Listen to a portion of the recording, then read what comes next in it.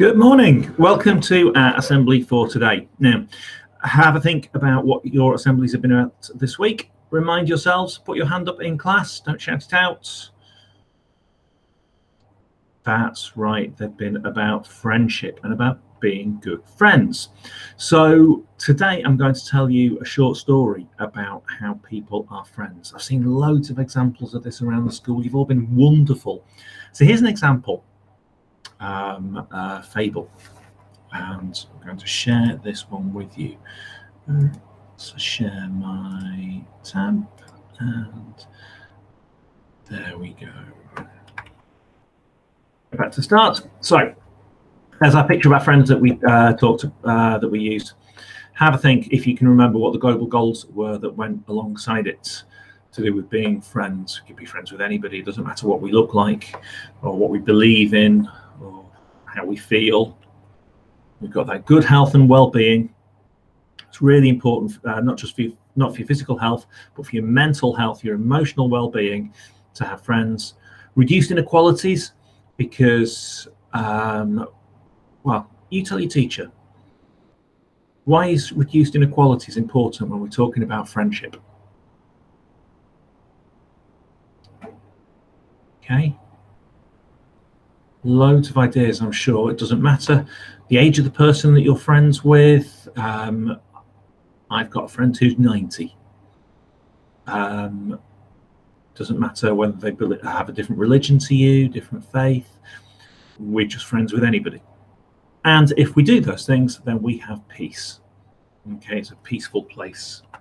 So today I'm going to tell you a story about the fox, the tortoise, and the leopard. So it was unusual for fox and tortoise to be such good friends because they were so different. Fox was clever and quick, but tortoise was heavy and slow. But they loved being together. They laughed a lot, and their differences didn't seem to matter at all.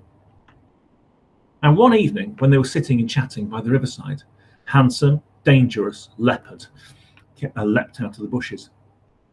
Fox saw him immediately and jumped away from leopard's sharp claws. Poor old tortoise was too slow, so he just pulled his head into his lumpy shell and hoped for his best. And he tucked his head in and hid. Leopard was hungry, so he scooped tortoise into his paws and started scratching at the shell. Instead, tortoise shuddered, and outside, hiding behind a tree, fox shuddered too. So I think tortoise is absolutely amazing, because he's tucked up inside that shell. He's pulled his head, his legs in, so that nobody can get to him, and his shell protects him.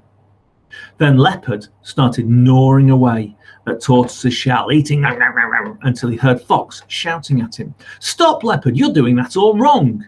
I'm an expert at this sort of thing. That's not how to eat tortoise."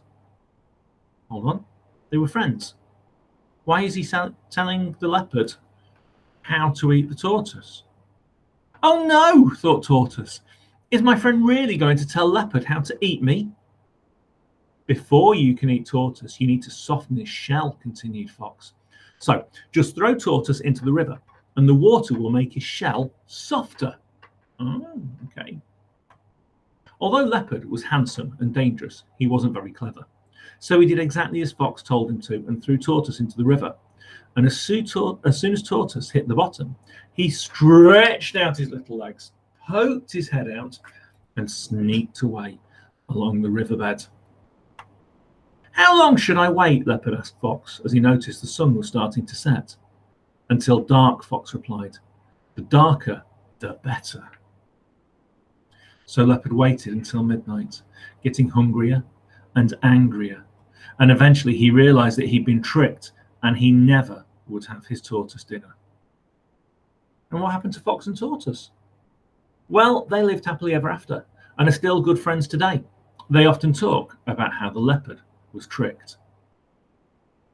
So here's the question: did fox really want leopard to eat tortoise? No. Fox wanted to help his friend.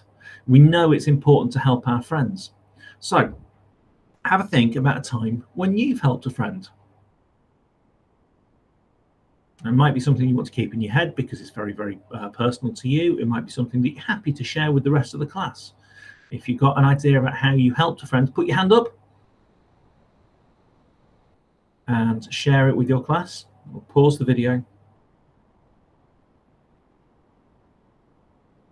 Right, let's see. I wonder, put your hand up if you have helped a friend on the playground.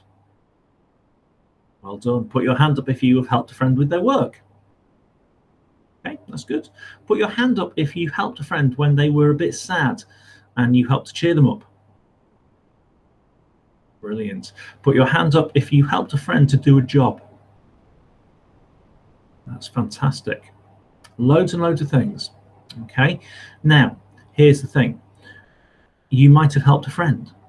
What about if you have helped somebody who isn't a friend, not because they are your friend, but you've been friendly towards that person? It doesn't matter if you don't invite them around for tea. It doesn't matter if you don't play football with them on the playground. But who's been friendly to someone else? And it might be somebody you don't normally play with, and you ask them if they want to join in with you because they're looking lonely. It might be that the person you sit next to in class isn't your best friend, but you still help them with their work. So we're showing that we can be friendly to other people. Okay, so have a think, see if you can make a special effort to be a good friend to someone today. It's Friday, it's the end of the week, and we've got a lovely weekend coming up. It's going to be really nice. And by being friendly in school and out of school, we're making the school a safer place to be, a special place to be, a happier place to be. Okay, see if we can all work together for that, and see if we can have that peace, justice, and strong institutions.